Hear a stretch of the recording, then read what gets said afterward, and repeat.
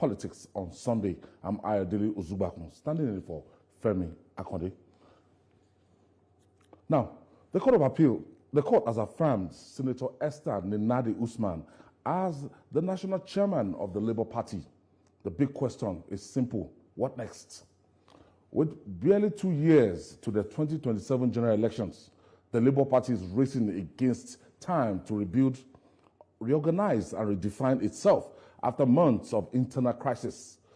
Will Nnenadi Usman seek reconciliation with the sacked former chairman Julius Abure to heal lingering divisions, or draw a firm line and move on? Is a possible merger with the African Democratic Congress, ADC, now on the table as opposition parties search for strength in unity? And what becomes of Peter Obi and the obedient movement once the engine room of the Labour Party's political search, but now operating outside the party after shifting allegiance to the ADC? Can the Labour Party reclaim that momentum, or has the momentum passed? Joining us this Sunday to answer this question and more is the newly affirmed national chairman of the Labour Party, Senator Esther Nnenadi Usman. Congratulations, madam. Thank you very much, my brother. Tough battle, back and forth, for many months now. Honestly, over a year. Over a year? Yes. All right, let's just dive into the crisis. Now, how has that crisis, the instability, affected the Labour Party as a party?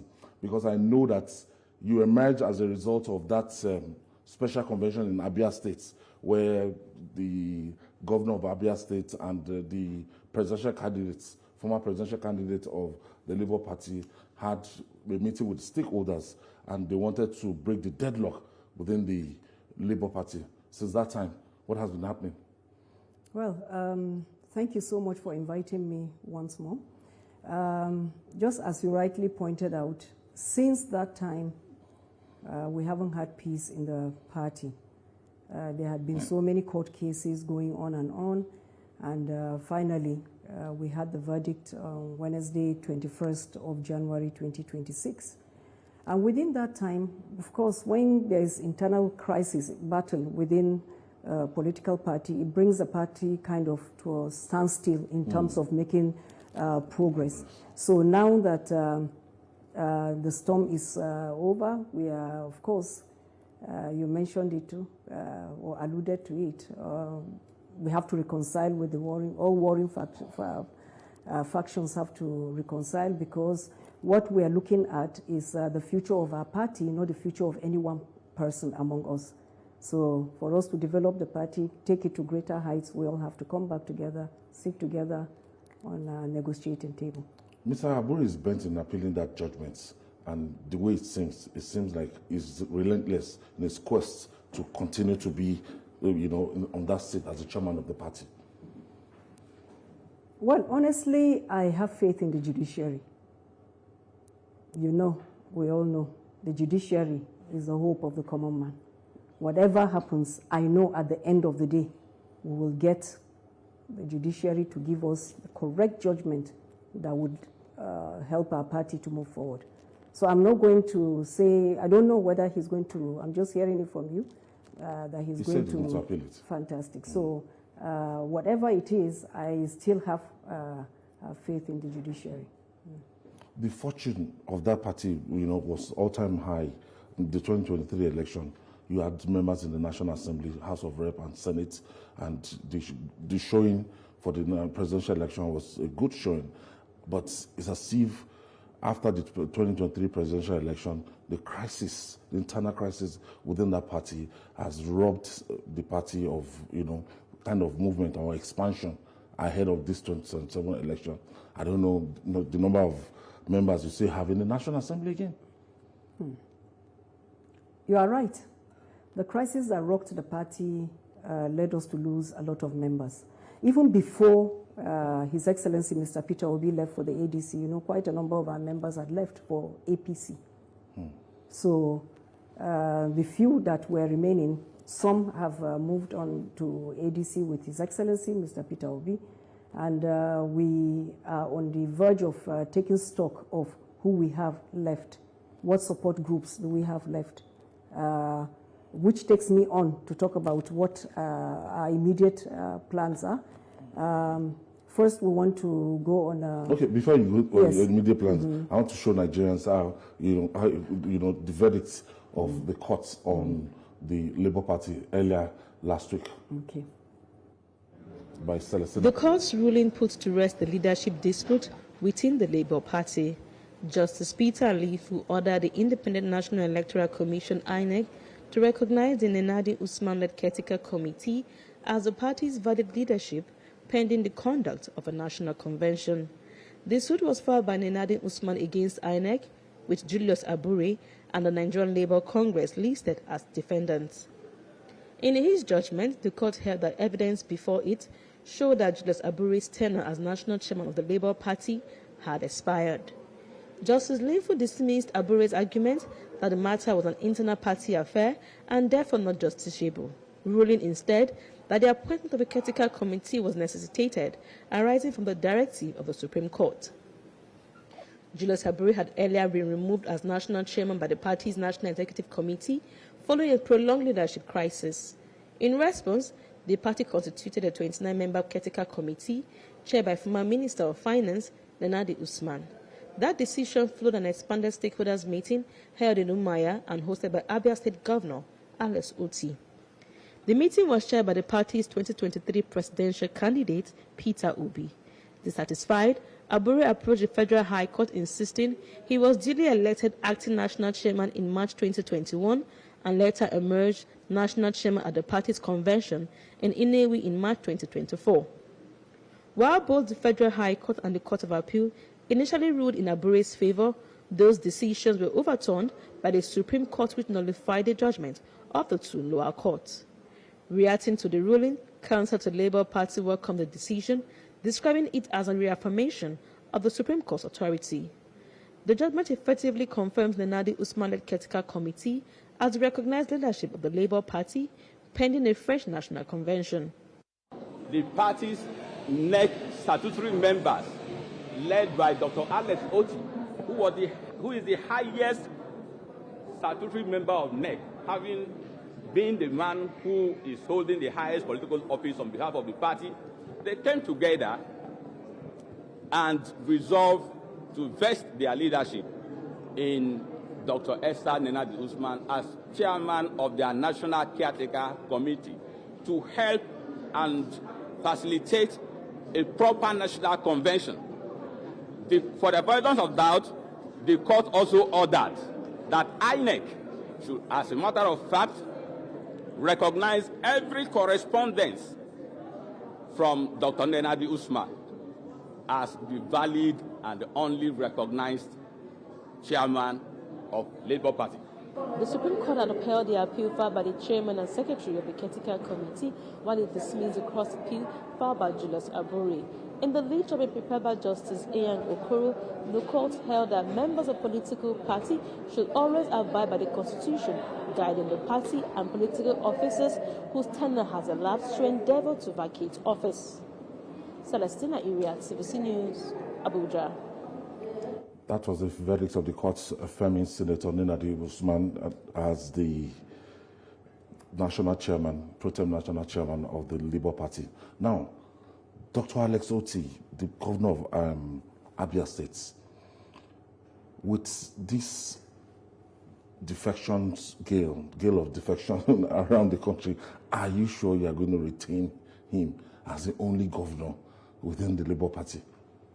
Well, I'm sure he will still be with us because I spoke to him. I asked him, actually, when His Excellency Peter Obi was leaving. I asked him, what about him? He said, no, he's still with us. So, what do you think is responsible for the gale of defection? As at the last count, Kano states, the All Progressive Congress, they now have 30 state governors in their folds out of 36. A lot of people are afraid that we've never seen this kind of tsunami before. And all the electoral victory you guys have, you had in your kitty in 2023, you can't boast of it right now. Well, I would say, I would reply by giving you a proverb in Hausa that says, "Banangizo ki sakaba." That is to say, just because all the governors have trooped to one side does not really mean that you should make up your, come to a conclusion that we are not going to, the opposition are not going to have any impact come 2027. I don't really look at it like that. You asked me, you said that what do I think is making them flock to? Honestly, I don't know what is making them flock to the APC. We hear a lot of news around. We hear stories of people who, they say if you join the APC, your sins are forgiven, right? So it could be that, I don't know. So as a matter of fact, when you look at it now and you do a kind of assessment, and do you think alone that fielding any candidate right now from the Labour Party can actually face the All Progressive Congress? When you say fielding a candidate, for which position? Presidential candidate. Oh, for presidential? Yes. Well, when we get to that bridge, capacity? When we get to that bridge, we'll cross it. Because whether we are fielding a candidate, how we are going to field the candidate is not something that I personally can sit now and take a decision. You talked about Alix Otti. We also have the NLC, the TUC. So these are the stakeholders. So we have to sit together with them and decide what we should do. What happened? How did you feel when you learned that Peter Obi has left you guys to the ADC?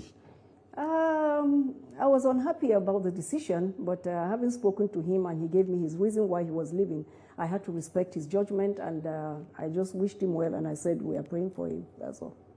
Now, looking at coming together to strengthen the opposition, do you see the Labour Party going into a kind of coalition, even with the ADC and some other party, to wrestle power from the All Progressive Congress?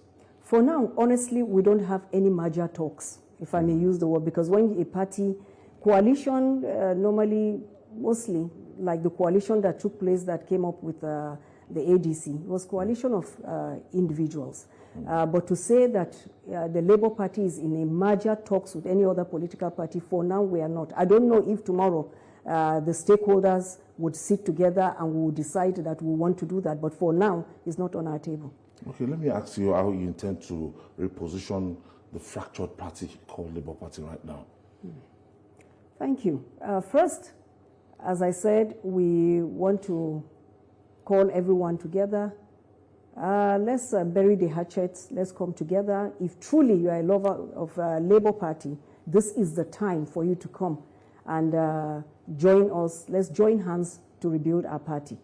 We are on the verge of inaugurating a committee that will be in charge of reconciliation. So that committee, I believe, will go around and talk to everybody that needs to be spoken to, and plead with them for them to come. Let's join hands and rebuild our party.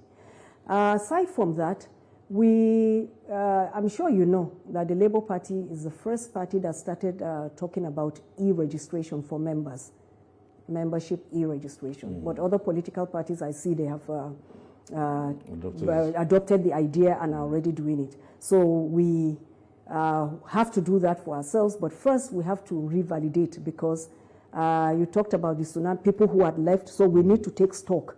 What do we have, who do we have left? And then after that, we sell our party to people who have never even registered before, tell them to come register and be our members. So it's all about wooing people now to come and join us. And I believe that Labour Party, being the only party, to the best of my knowledge, that is built on ideology, stands we have a lot to offer the Nigerian people. We are the only party that is built on this singular ideology of social justice. It's the party of the workers. It's the party of the common man, the party of the poor. So I believe that majority of Nigerians fall within that circle. If you talk about NLC, TUC, there is no polling unit, no ward you go to where you don't have a teacher, a serving teacher, or a retired teacher, a nurse, a retired nurse, a worker who worked with the railway or works with. There are workers everywhere. So aside from that, there are also people who not necessarily are presently workers or worked and retired as workers who have the sympathy of Labour Party because of that singular ideology of social justice, social welfare. You might be looking at the situation in the country now, and you want to do a critique of how the All Progressive-led Congress had fared in the last 2 years, and in less than 2 years again now, we might be, by February next year, if INEC release their timetable and we see what is looking like, we might be headed towards the 2027 election. So I'm asking you, what will be your assessment of the ruling party? Well, my assessment of the ruling party is they got a few things right and they didn't get some right. But like every human endeavor, they have a lot of I would say, what would I use now? They like, for everything we do as human beings, there's room for improvement. So I think the word I would use is that they could improve on what they are doing if they want to. And they have enough time to improve if they really want to. Because when you make certain policies, if you notice that the policies are anti-people or they don't bring succor to the people you govern, you can decide to... You want to mention a specific policy? Well, the latest one that I would want to mention is that of tax. We hear what was signed is different from what was gazetted. A lot of things, since I am not really on the know, I don't really know what happened, but I'm just telling you what I've read on newspapers and online and what people talk on. So these are things that if you notice that generality of the people do not like this, you can decide you want to change it and do what would be pleasing to the people.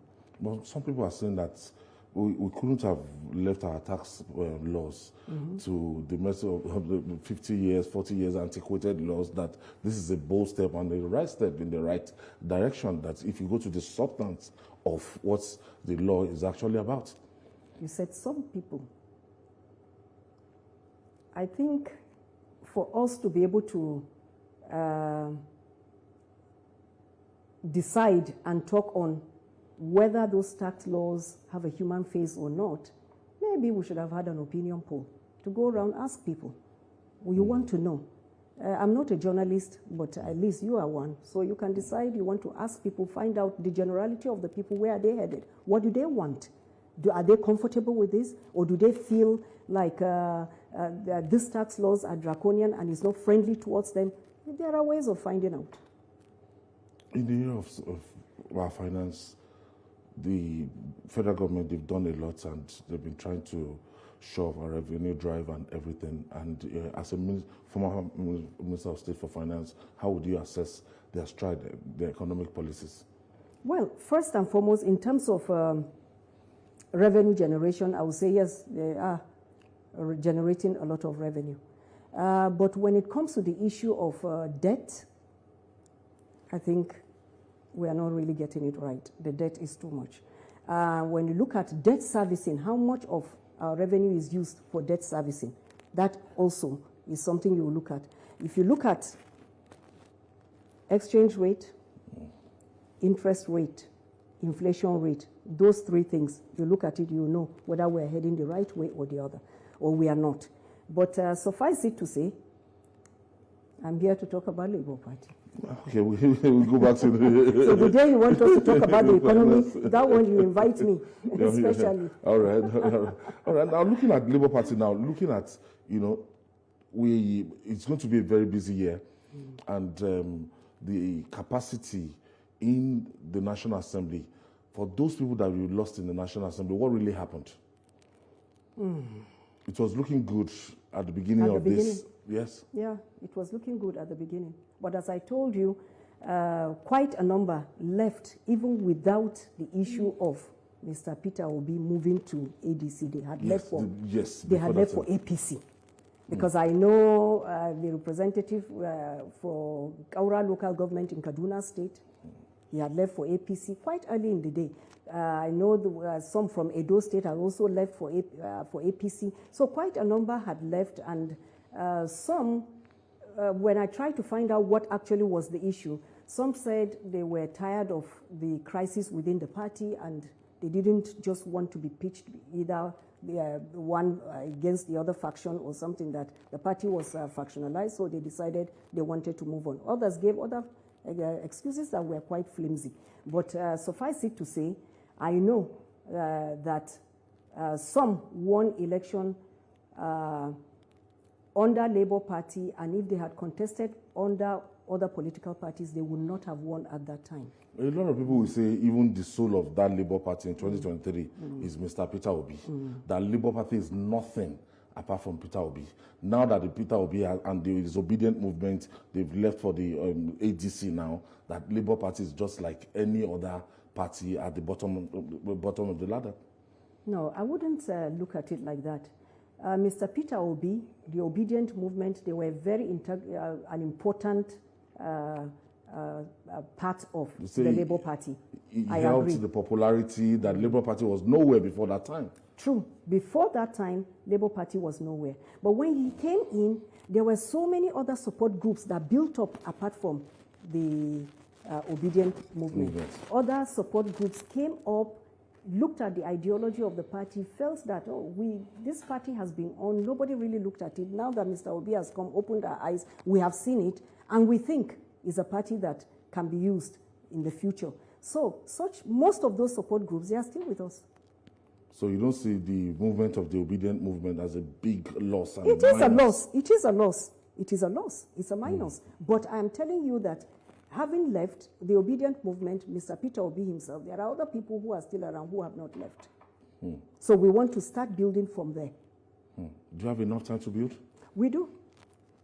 Because the way it is now, a lot of people say that, look, they were quite disappointed, I beg your pardon, at the exit of Mr. Peter Obi, saying that, look, it took time for this political education to be executed, and a lot of people that are used to the logo of the Labour Party, are used to the Mama, Papa, Peking thing and everything, that's, going to ADC to start another thing, that is quite disappointing.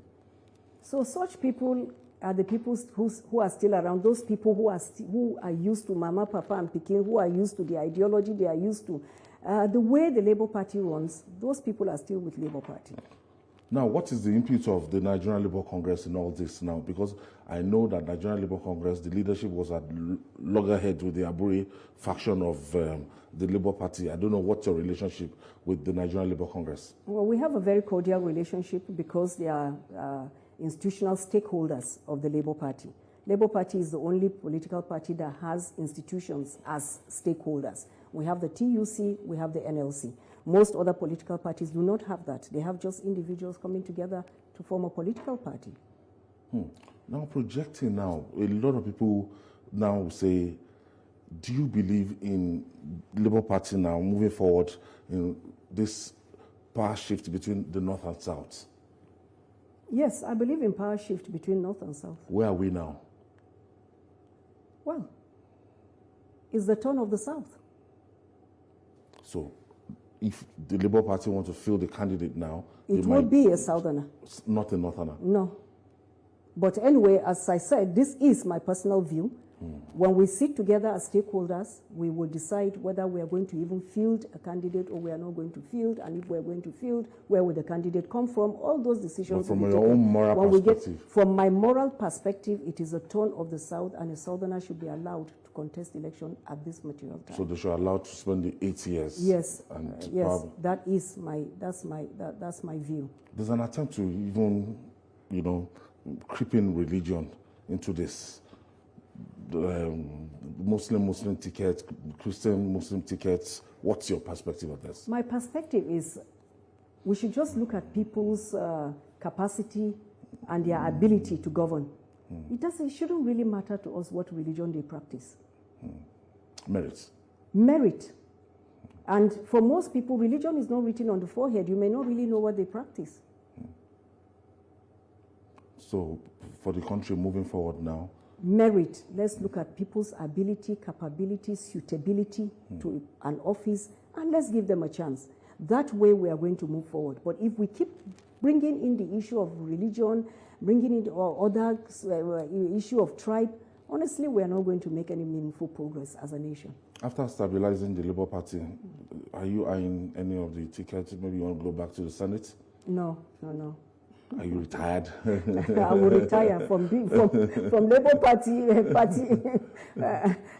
administration. I think I'm old enough to retire. I will be 60 at the end of this year. Wow, so, congratulations. So I think I'm old enough to retire. In case you don't know, Nnenadi Usman is a one-time senator, one-time Minister of State for Finance, now the newly confirmed national chairman of the Labour Party. I want to wish you the best Minister of Finance, not just a Minister of State. Just one-time Minister of Finance, I beg your pardon. Thank you. You rose through double ladder. So I want to thank you for coming to politics on Sunday. I wish you the best of luck in trying to navigate the murky water of politics. Thank you so much. I appreciate you. Thank you. And that's our offering today. Join us next week for another edition on Politics on Sunday. I'm Ayodele Ozubako.